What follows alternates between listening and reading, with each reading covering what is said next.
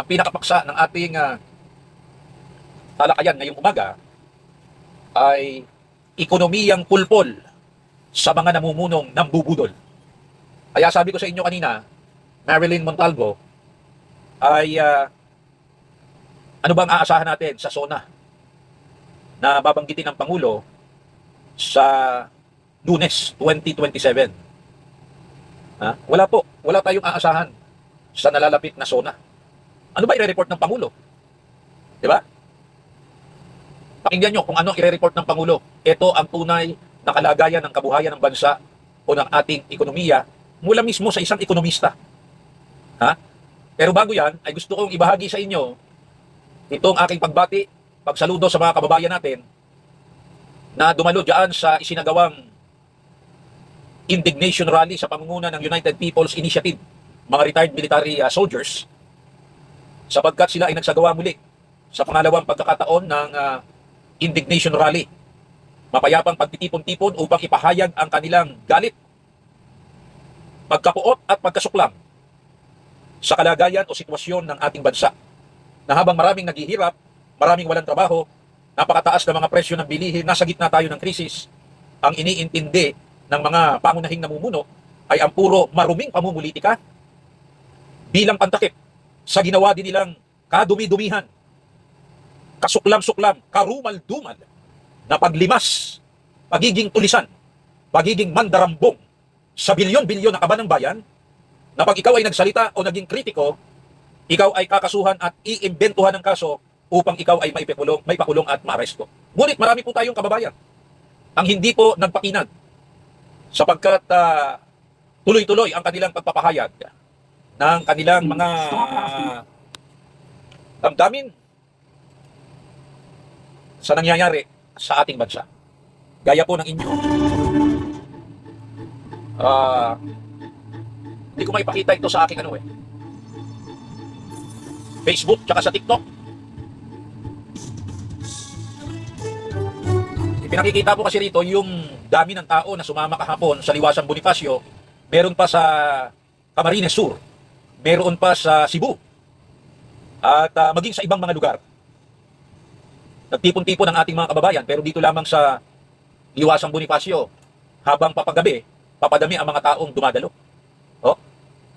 Papadami ang mga taong dumadalo. Hindi ko lamang may pakita sa inyo sa aking Facebook at maging sa ng live ngayon, Pero pwede nyo tingnan sa Autentico Lucena o kaya doon sa aking Facebook, Joey Lipa. Kitang-kita po naman doon. Bakit ganito patuloy ang pagpapahayag ng damdamin ng ating mga kababayan? Pakinggan natin ang sinasabi tungkol sa kalagayan ng ating ekonomiya. So share ko lang yung aking slides para rin mas madaling maintindihan kung ano talaga yung kalagayan base sa mga numero na nanggagaling rin naman sa ating pamahalaan. Okay. So para sa akin ang nakakabahala talaga yung malaking pangungutang ng gobyerno ni Marcos. So ngayon nasa 18.5 trillion pesos na ang ating utang. At yan ay tumataas ng mas mabilis kaysa sa pagtaas ng ating ekonomiya. So noong 2022, tumaas ng 12.6%, tapos 8.9 2023, 9.8 noong 2024, 10.3 noong 2025, at 9.6 ngayong 2026 hanggang Mayo. Pag kinumpara mo yan sa GDP growth o ang pag-angat ng ating ekonomiya, yan ay 7.6% lamang okay, noong 2022, 5.5% noong 2023, 5.7% noong 2024, 4.4% noong 2025, at 2.8% na lamang ngayon, first quarter to ngayong taon na ito. So kung makikita nyo, bumabagal ang ekonomiya habang mataas pa rin ang pangungutang ng ating pamahalaan. Kaya ngayon, yung utang ng kada Pilipino ay nasa 161,000 pesos na. Kahit bagong panganak pa lang, meron na yung utang ng ganito kalaki. So, biruin mo yan. Paano tumatakbo ang ating gobyerno? Tumatakbo po sa pamamagitan ng utang at pagbibenta ng assets o properties ng mga Pilipino. Yan po mga properties na ibinibenta ng ating pamahalaan. Hindi po yan property nila. Property po yan ng bawat Pilipino na nang magising tayo rito sa Pilipinas, ipinanganak tayo, pag-aari ng ating mga ninuno. Minana natin, isinalin sa atin, at siya rin ipamamana natin gaano man tayo kahirap sa bansang ito. Siya rin mamanahin ng ating mga anak at ng ating mga apo. Kaya kahit sabihin mo ikaw isang mahirap na Pilipino, sapagkat bahagi ka ng bansang ito, may ipamamana ka. Yan ay kung maayos, matino ang pagpapatakbo sa natural resources at properties, kung tawagin ay assets ng ating gobyerno, ng mga namumuno. Ano pa ipamamana ng kahit mahirap na Pilipino? sa kanilang mga anak o apo, ay benta rito, benta roon ang ginagawa ng mga namumuno sa ating gobyerno. Para bang ang pakiramdam nila at paniniwala nila, sarili nilang pag-aari ang dinatnan nila dito sa ating bansa. Gayong yan ay pag-aari ng lahat ng mga mamamayang Pilipino. Inilagay lang sila dyan para mag-manage o mamahala. Eh, ibang klase po ang mga namumuno sa atin ngayon. Pinatatakbo ang gobyerno sa pamamagitan ng pangungutang, pagbibenta ng properties ng mga mamamayan. Hindi ba ang pangunahing pinanggagalingan ng ating operasyon ng gobyerno o pantustos ay buwis? Paano makakakolekta ng buwis ang gobyerno? Wala pa yata 1/3 ngayon. Kulang-kulang 7 trilyon ang ating budget sa taong ito. Eh, ang pumapasok pa lamang yata ay mahigit 2 trilyon. Eh, ang ginagastos natin, halos nasa 2/3 na. Hindi pa nangangalahati ang taon na ito. Eh, ngayon, lumagpas na tayo. Pero alam ba ninyo, ng mga nakaraang buwan, hindi pa nangangalahati ang taon.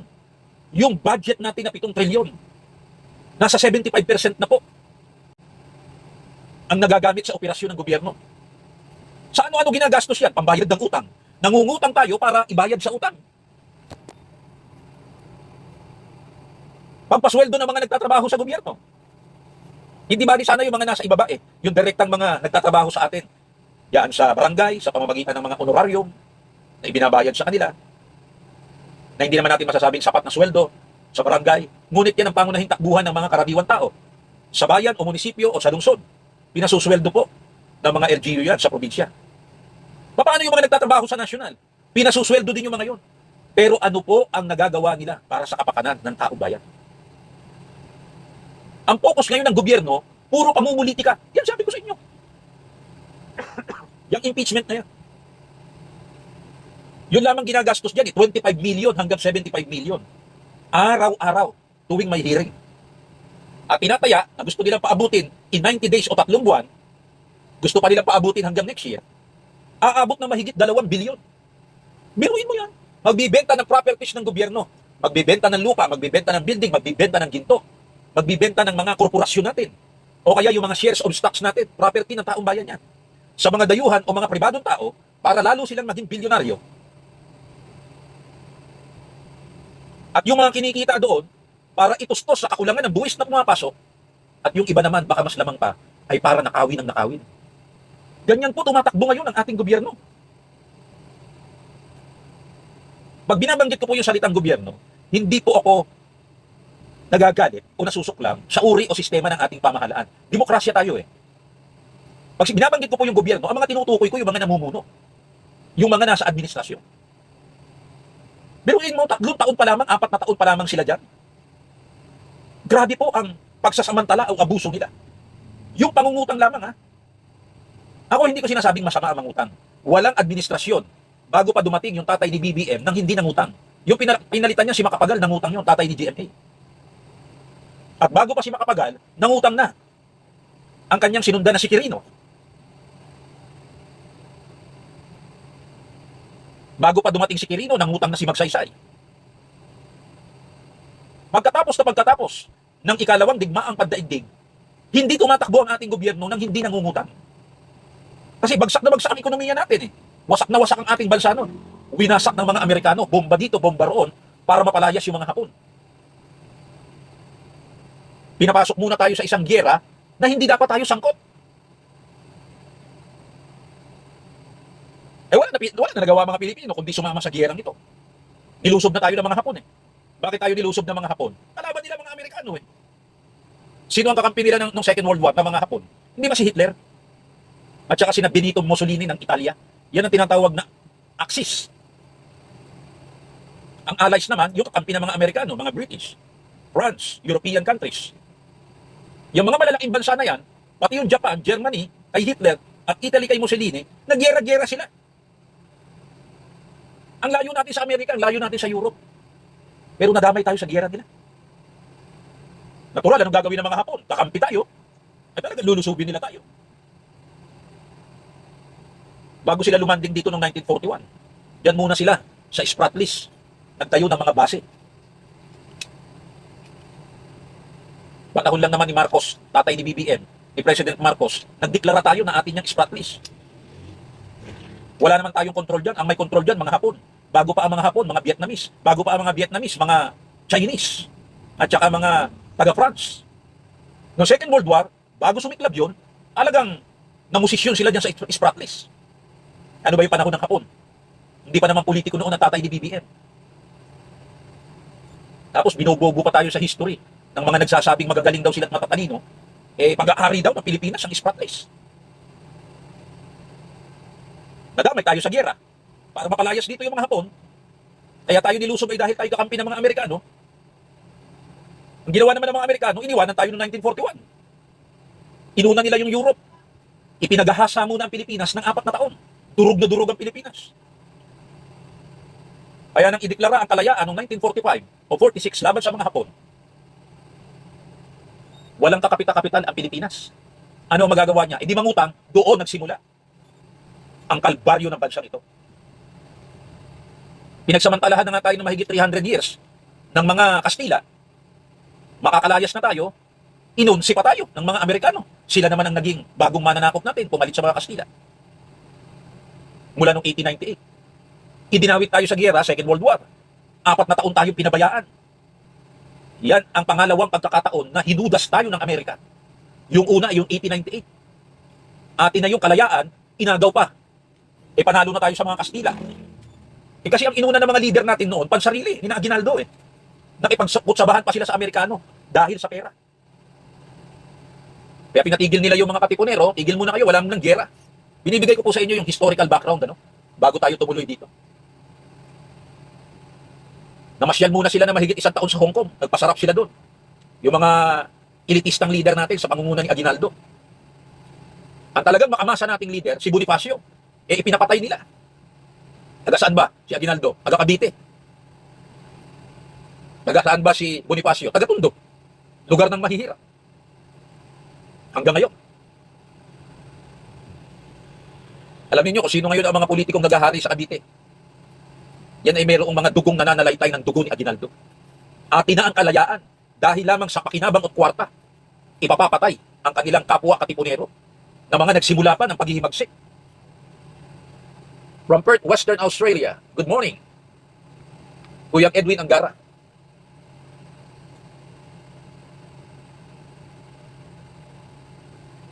Yan po ang pangyayari dyan.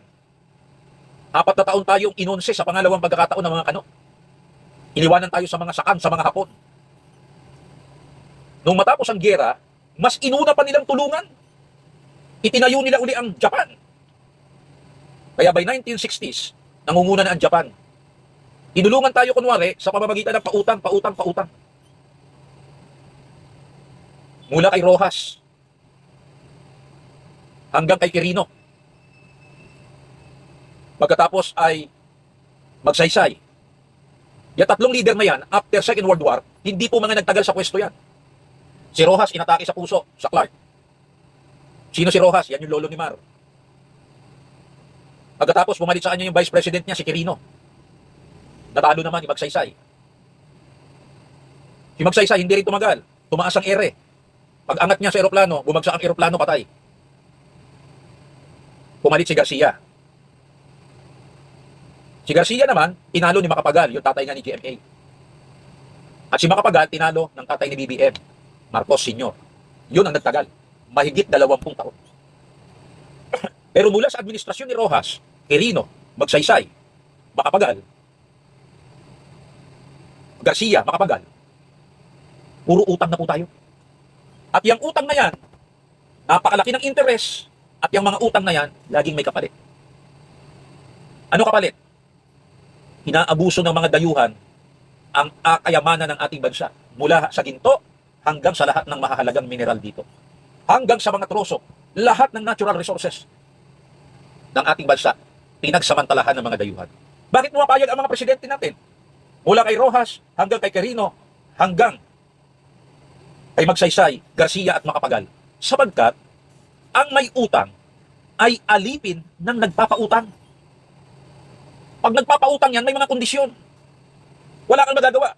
Kung ayaw mo sa kondisyon, hindi ka pautangin.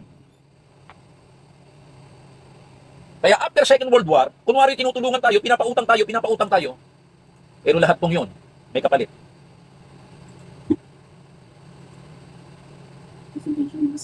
Lahat pong yun ay may kapalit. 20 taon sa tatay ni BBM. Imagine ha, 1965, Marcos Sr. pumalit o nanungkulan bilang presidente. Mula 1946 hanggang 1965, ilang taon yan? 19 years, halos 20. Ang gobyerno natin nabuhay sa utang. Kasi durog na durog ang bansa natin eh. Marami ang walang trabaho. So unti-unti tayong nagtatayo sa pamamagitan ng utang. At uulitin ko, ang utang na yan, laging mayroong interest. Palaki ng palaki yan. At ang nagsasamantala dito, mga dayuhan. Ngayon, yung 20 years ni Marcos Sr., sinasabi ng mga liberal, mga dilawan, maging ng simbahan, walang ginawa kundi mandambong magnakaw. Sila nagsabi noon. 20 taon silang lumaban sa mandarambong, sa diktadorya, sa berdugong Marcos na sumikil sa ating kalayaan. Pinayaman lamang niya yung kanyang mga kronis o mga tao na nakapaligid sa kanya. Na ang mga naging anak at mga apo, yan din ngayon ang mga nakapaligid kay BBM. Wala hong pagbabago. Alamin nyo yung mga nakapaligid kay BBM na politiko at mga negosyante. Makikita nyo ang mga magulang ng mga yan at mga ninuno, yan din ang mga nakinabang noong panahon ng tatay niya. 40 years ago. Sa makatwid, mula nung matapos ang digmaan habang bago dumating kay Marcos Sr., nabuhay ang Pilipinas sa pamamagitan ng utang. Unti-unti tayong bumangon. By 1960s, pumangalawa tayo sa Japan. Ang Japan noon ang pinakamaunlad na bansa sa Asia. Wala pa yung China. Wala pa yung Taiwan. Wala pa yung Vietnam. Wala pa yung South Korea. Lahat ng mga yan nagkakatayan pa sa giyera. Civil War. Bagsak ang kanilang ekonomiya. After World War II, Japan ang nangunguna dahil ibinuhos ng Amerika ang kanyang tulong sa kanyang dating kalaban na umatay ng maraming Amerikano at kinatay din ng Amerika. Hindi ba binugsakan niya sa Nagasaki at Hiroshima ng atomic bomb? Durog na durog doon ang dalawang syudad. Alam niya ng mga nag-aral ng history. Yung mga hindi nagkapalad na mag-aral niyan o ay hindi interesado diyan, muli ko sinasariwa sa inyo. Bakit tayo nandito sa sitwasyong ito na binabanggit ng isang ekonomista? Bakit tayo nabaon sa utang? At yung mga ipanganganak pa natin mahigit 161,000 daw. Eh hindi naman tayo nangungutang. Bakit ako tayo mangutang? Wala naman tayong ibabayad eh. Di ba nakakahiya yun? Nangungutang ka, wala kang ibabayad. Tuwing masasalubong mo, umiiwas ka. O kaya minumura ka, nagyuyuko ka na lang, di ka makasagot. Kasi wala kang maibayad. Ay, mga tao, iniiwasan mangutang. Pero uulitin ko, durog na durog ang bansa natin in the span of 20 years. After the Second World War, bago dumating ang tatay ni BBM. Ayos-ayos tayo. Nakakaangat-angat na tayo. Pumapangalawa tayo sa Japan. Pagpasok ng tatay ni BBM, 20 years, hanggang ibaba ang martial law sa pangalawang termino niya.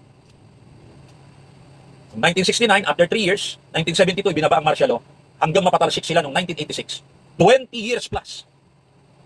Lumobo lalo ang ating utang. Alam niyo epekto ng ating paglobo ng utang? Bumababa ang valor ng ating piso. Habang tumataas ang ating utang, pababa ng pababa ang value ng piso. Noon, 1 is to $2. $1 is to 2 pesos. 2 pesos to $1. Ngayon, magkano na po? 61 pesos mahigit. At sinasabi ng mga ekonomista, baka pumalo pa ito ng 63. Malaki ang relasyon dyan ng ating utang. Baka akala nyo wala. So yung 20 years na yon, sinasabi ng mga dilawan o liberals na pinagsamantalahan ng mga Marcos sa loob ng 20 years, 2 dekada ang Pilipinas. Kasabuat ang mga dayuhan, kasabuat ang mga nakapaligid sa kanila na mga ninuno ng mga nakapaligid ngayon kay BBM. Ang kayamanan ng ating bansa. Ibinaon tayo sa utang, ayon sa mga dilawan, ayon sa mga liberal, hindi ayon sa mga DDS, hindi ayon sa mga dating makamarcos o loyalista, ayon sa mga dilawan, sa mga lolo nila, sa mga tatay nila o magulang nila, na walang isinigaw sa loob ng 20 years, kundi magnanakaw, mandarambong, berdugo, mang-EEJK, mamamatay tao. Human rights abuser, abusado sa kalayaan ng mamamayan. Ang mga Marcos. 20 years. Kaya yung 20 years, mula na lumaya tayo sa mga Amerikano hanggang bago ang termino ni Marcos Sr., ang kalagayan po ng mga ordinaryong Pilipino ay walang pagbabago.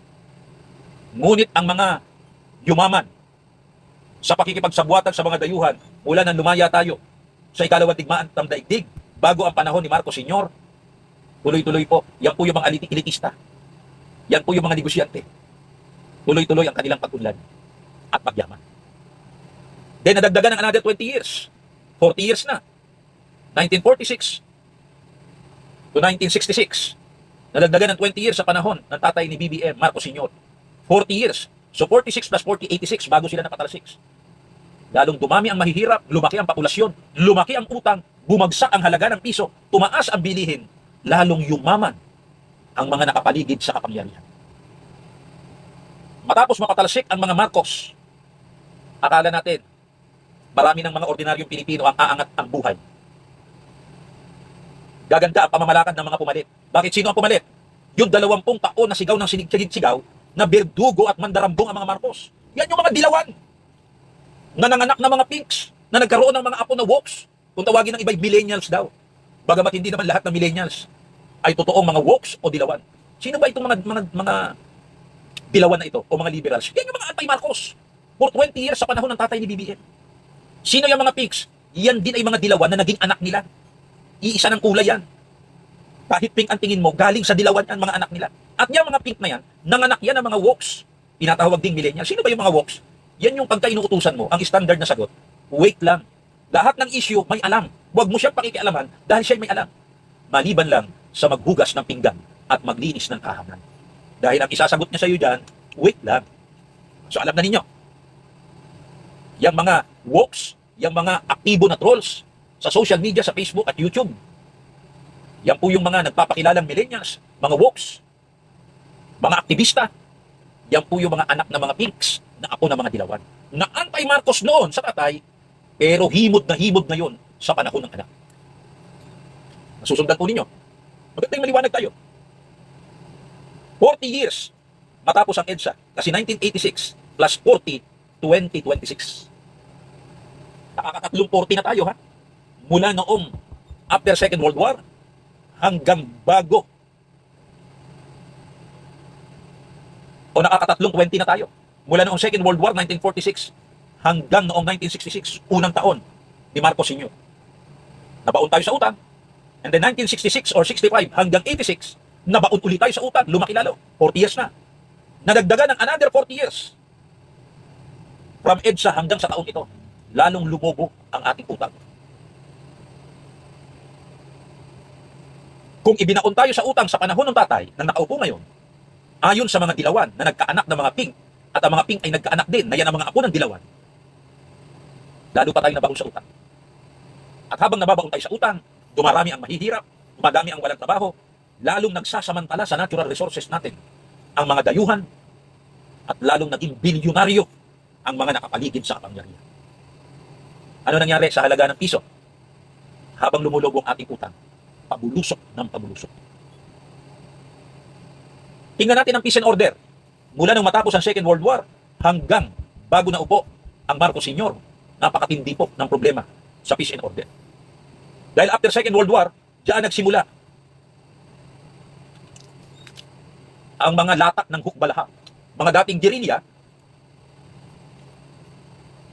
na siyang mga nagpasimula ng kaisipang komunista sa Pilipinas. Dati ang kanila lamang tutok, lupa, yan yung mga sakdalista. Hanggang nagkaroon ng mga grupong dating lumalaban sa Hapon, naging rebelde laban sa gobyerno. 20 years. Nang maupo na si Marcos, dalawang taga-UP ang nagsimula ng panibagong anyo ng rebelyon. Isinorder ang pinag-uusapan natin sa Pilipinas. Isa sa Luzon, mga komunista, mga NPA, sa pangunguna ni na Joe Masison, at sa Mindanao, sa pangunguna ni na Nur Biswari. UP yan, ha? Ay, bakit mo binabanggit ang peace and order? Ang peace and order, malaki ang relasyon sa ekonomiya. Makikita mo ang kalagayan ng ekonomiya ng bansa pag tiningnan mo ang peace and order. Dahil bagsak na bagsak ngayon ang ekonomiya natin, bulusok ang piso, sirit ang pag-utang, walang matinong trabaho, sa milyon-milyon walang trabaho, mabagal ang pasok ng buwis dahil walang nangangapital, yung iba'y lumalayas pa, kaya nagbibenta tayo, kaya nangungutang ang nasa gobyerno para may maitustos sa gastusin. Maraming tao walang trabaho, lumalala ang nakawan, lumalala ang krimen. Tingnan nyo ngayon. Pinangsabi lang ng ating pulisya, bumababa daw yung datos nila. Yung datos ninyo, dyan lang yan sa mesa ninyo. Ano yung salita ni Cornelio Claire? Nung mamalengke daw siya, wala namang patayan. Nung lumabas siya ng bahay, wala naman ang nakitang pinatay o hinolda. Ganyan po ang klase ng mga kukote ng mga yan. At kasabuat ang mainstream media, radio, TV, radio, ganyan nila niloloko ang mga Pilipino. Itinatago nilang pilit ang mga tunay na pangyayari at ito pinakikita nila. Ano pinakikita nila? Sigabok! Impeachment! Diyan kanila aaliwin. Pero yung realidad ng peace and order sa kalsada, yung realidad na marami ang walang trabaho, yung realidad na sumisirit ang utang, 18 trilyon na po ang utang ng Pilipinas. Na pag dinibay-dibay mo, ang sabi nitong ekonomista, 161,000 ang utang mo. Utang ng anak mo. Utang ng ina mo. Utang ng ama mo. Utang mo. Eh kahit akong hindi nangungutang, dahil wala naman akong ibabayad, may utang din ako. Nananahimik ako rito. Ni singkong duling, hindi ako nakinabang. Tapos may utang ako. Kita ninyo? Wala akong pagbabago sa kasaysayan natin eh. Pagkatapos sisisihin ng mga yan din yung mga sisinisisi nila noon pa. Kasi bumoboto kayo eh, ng ganito, ganyang pinuno eh. Ano ba ang choice ng botante? May choice ba ang botante? Nung pinatalsik ng mga Pilipino yung mga Marcos sa pangunguna ng mga dilawan, ang pumalit ay mga dilawan. Bumuti ba ang kalagayan ng Pilipinas nang sila ang pumalit? Nangutang din si Cory. Nangutang din si FBR. Nangutang din si ERA. Nangutang din si GMA. Nangutang din si Pinoy. Oo, nangutang si Duterte. Pero mas matindi. Dinoble ng nakaupo ngayon yung 6 na taon ni Duterte. Eh may 2 taon pa ito para mangutang. Ay nakaka-3 taon pa nga lamang eh. Nalagpasan na yung utang ni Duterte. Hindi ko sinasabing masama ang mangutang. Siguro ang bansa natin after Second World War, hindi makakatayo o makakatindig.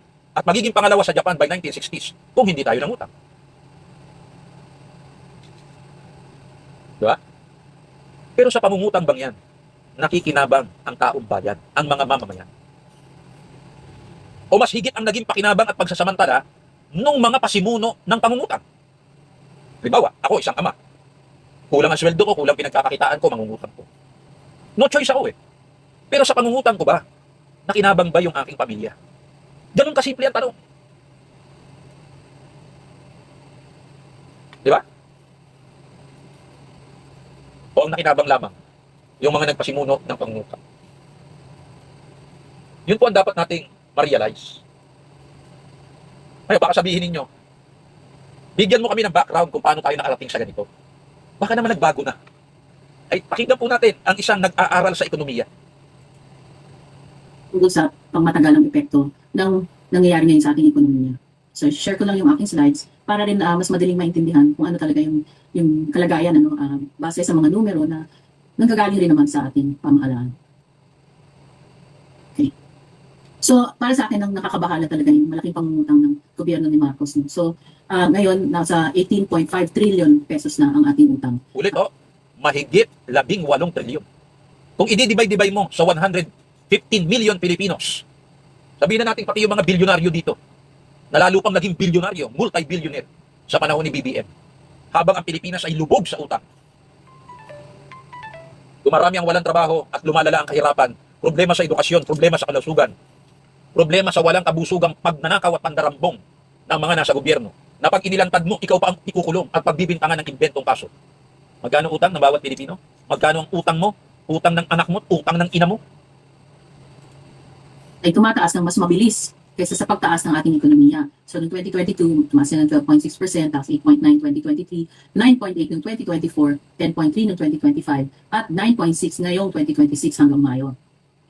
Pag kinumpara mo yan sa GDP growth o ang pag-angat ng ating ekonomiya, yan ay 7.6% lamang, okay, noong 2022, 5.5% noong 2023, 5.7% noong 2024, 4.4% noong 2025, at 2.8% na lamang ngayong first quarter to ngayong taon na ito.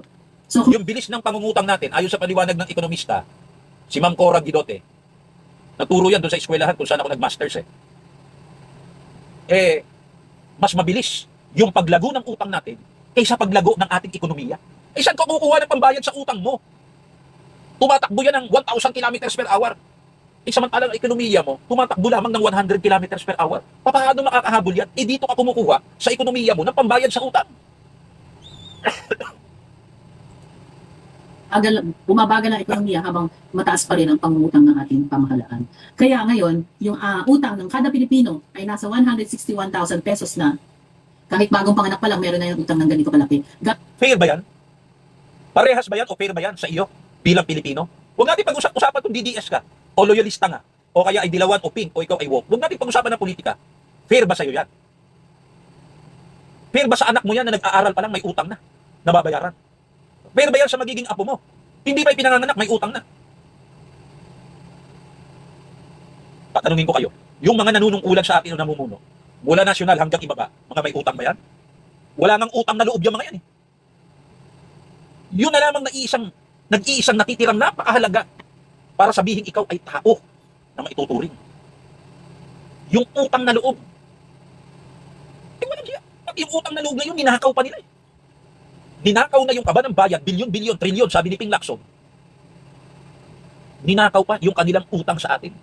Ano yung utang ng mga namumuno mula taas hanggang baba sa iyo bilang botante? Utang na loob. Ano yung utang na loob? Nagtiwala ka. Sa akala mo, katiwa-tiwala, yun pala, katiwa-tiwali. Marilyn Montalvo, ating. And, Uyang Nolan Mercado Sr. Yung pinagkatiwalaan mo, akala mo, katiwa-tiwala. Katiwa-tiwali pala. Di ba, utang na loob nila sa atin yan? Wala naman sila mga kwentang tao eh. Sa totoo lang, hindi naman sila naiiba sa atin. Mamamatay tayo, mamamatay din sila. Uuurin tayo, kakainin din sila ng uod kahit maganda libingan nila. Kahit anong bango nila habang nakaburol at anong ganda ng suot nila, kakainin din sila ng uod. Gaya natin. Pero tayo wala tayong utang na loob sa kanila. Sila ang may utang na loob sa atin. Yung utang na loob na yon, pag-aari natin. Ninakaw na nga yung properties natin, bilyon-bilyon, ibinibenta kung saan-saan bansa dinadala. Ipinaabuso na nga tayo sa mga dayuhan. Nilalagyan na ng kandado ang ating bunganga at posas ang ating mga kamay at inaalis ang ating kalayaan at ikinukulong tayo pag tayo nagrereklamo. Abay, pati nag-iisang utang nila sa atin, ninanakaw pa. Ano yan? Utang na loob. Kaya walang utang na loob yung mga animal na yan eh. Na namumuno sa atin. Matapos buong pagkatiwalaan, bubudulin ka pa. Kaya tingnan ninyo ang ating paksa. Ekonomiyang pulpol. Sino ang pumulpol sa ekonomiya? Tayo? Hindi. Hindi naman tayo namumuno eh. Bakit naging pulpol ang ekonomiya natin? Kasi pulpol yung mga namumuno. Eh bakit natin ibinoto? Hindi naman natin akalain na tayo'y bubudulin. Kasalanan ba ang magtiwala? Hindi naman natin kasalanan na magtiwala. Diba? Kasalanan ba ni Kristo nang kunin niya si Judas? Hindi niya lang kinuha na apostol eh. Pinagkatiwalaan niya pa nga eh. Ano ba ang posisyon ni Judas sa 12 apostol na pinili ng Panginoon? Treasurer. Si Judas Iscariote, ingat yaman. Iningatan ba ni Judas yung yaman? Hindi. Kinukupitan ni Judas. At hindi lamang kinukupitan, yung ipinagkatiwala sa kanyang, siguro, tulong, abuloy itong mga pinangangaralan ng Panginoon. Para sila ay may makain, may pambili ng gastusin. Si Judas Iscariote, ang treasurer. Ba hindi nasiyahan ng kumag eh, na nangungupit doon eh. Ibininta pa ang Panginoon. Parang yung mga namumuno sa atin, ibininta pa ang ating bansa. Kasalanan ba yon ng mga Pilipino? Dahil tayo nagtiwala. Kasalanan ba ng Panginoon na kinuha niyang apostol si Judas? Tapos ibinenta siya 30 pieces of silver sa mga pare. Sinuhulan siya ng mga pare, si Judas. Sabihin mo sa amin, saan nagtatago yan? Saan madalas mag-prayer yan o manalangin? Mag-pray. Kami na bahala. Alam niyo, si Judas nagsisi. Pero pag ikaw ay nagsisi sa pare, umamin ng kasalanan mo sa pare, hindi ka naman patatawarin eh. Sisisihin ka pa ng pare. Yan ang nangyari kay Judas. Nang bumalik siya sa mga pare, na-realize niya, tinraidor niya at pinagkanulo niya ang Panginoon, ang isaan niyang taong walang kasalanan. Ano sabi ng mga pare? Bahala ka sa buhay mo. Kaya itinapon ni Judas eh, yung 30 pieces of silver. Pinulot naman ang mga magnanakaw din, na mas magnanakaw pa rin sa kanya. Ibinili nila ng lupa yun. Anong ginawa ni Judas matapos magsisi? Walang second chance si Judas. Nagbigti. Patiwarik. Sumabog ang tiyan. Hindi pinakinabangan ang resulta ng kanyang paghuhudas. Kaya sa tingin ninyo, yung mga tao na yan, na nakikinabang ngayon, pakikinabangan ba nila yan? Baka hanggang apo ng mga yan, sinusumpa ng mga Pilipino. Ano, buhay pa, sinusumpa na ng mga Pilipino. Ang gusto pang sabihin, tayo may kasalanan. Pinuhin mo, kasalanan na pala ngayon ang magtiwala. Hindi naman binabaluktot yung batas eh. Pati yung magandang ugali ng mga Pilipino, tinuturuan tayong baluktutin. Dalawa. Anong ugali? Tayo pa may kasalanan sa utang na loob nila sa atin. Pagpapatuloy po natin bukas to. Itong ekonomiyang pulpon sa ilalim ng mga namumunong ng bubudod. Tayo pa sinisisi. Kasalanan ba yung magtiwala? Diba, pagka hindi ka marunong magtiwala, ewan ko paano ka mabubuhay sa mundong ito. Hindi ka ba nagtitiwala doon sa nagluluto ng pagkain mo? Mamamatay ka sa gutom. Malibang ikaw na lang magluto. Hindi ka ba nagtitiwala doon sa nagpapadaloy ng tubig? Na ba kayo na may laso na? Ay gumawa ka na lang ng sarili mong tubig. O hubukay ka na lang sa lupa. Mabuhay kang mag-isa. Ano gagawin mo sa bawat tao makakasalubong mo? Iiwasan mo? Dahil wala kang tiwala? Napakahirap nun, napapraning ka na nun. Hindi kasalanan ng tao na magtiwala. At hindi kasalanan ng tao na magtiwala sa kanilang mga ibinuto. Ang may kasalanan, yung sumira ng kanilang pagtitiwala. Yan yung mga walang utang na loob. Alam niyo, sabi ni Ombudsman Rimulya, hindi raw kailangan yung utang na loob pag nasa serbisyo publiko ka. Ibig sabihin, bawa, ini-appoint ka ni Governor, ini-appoint ka ni Mayor, ay dapat wala kang utang na loob. Ano ibig niya sabihin? Pag may iniutos sa'yo siguro si Mayor na hindi naman labag sa batas, hindi mo susundin. Dahil wala raw lugar ang utang na loob sa public service. Kailan naging masama na tumanaw ka ng utang na loob sa pinagkautangan mo? Ang masama kung may nilalabag ka na batas. Kaya pala mga walang utang na loob eh. Di ba? Hindi na marunong tumanaw sa mga taong pinagkautangan nila, sa mga butante, sa mga mamamayan, bago sila napapwesto. Nung nakapwesto na sila na ngayon ang diktador sa buhay natin, sila na ang mga hari at reyna. At sila na ang gustong sambahin na parang mga Diyos-Diyusan at tayo'y mga alipin. Ay, hindi po ganyan ang mga Pilipino. Pagpapatuloy po natin bukas, hihimayin pa natin ito. Ano ba ang ipagmamalaki ni BBM sa SONA? At samantala, nagpapaalam po si Mr. Autentico Joey Lipa. Salamat po. Magandang umaga sa inyong lahat. Subaybayan ang Uniko Autentico. Lunes hanggang Biyernes sa DZ80 50 kHz alas 7 hanggang alas 8 ng umaga at sa Channel 6 95.1 FM at sa 105.3 FM alas 8 hanggang alas 9 ng umaga. Uniko Autentico kasama si Mr. Right ng Lucena City, Quezon, Joey Lipa. Joey Lipa. Uniko Autentico. Subaybayan. Ay, good morning muna sa aking gwapong kumpare ha. Pare Koy, Alan Guimara at sa bumubuo sa ating city. Saan ba naka-assign ngayon si Pare Koy? O sa Lucena City ito? Paring Alan Guimara, Senior Fire Officer, Marshal na yata ito eh. At sa iyong hepe at sa lahat ng bumubuo ng ating Bureau of Fire and Protection. Saan man kayo sa lalawigan ng Quezon, Alimambayan o Lungsod. Dito po, either Tayabas, Lucena, hindi ko alam pare kung ano ang bayan mo ngayon o lungsod eh, o provincial ka ba. At ano ba pangalan ni Hepe?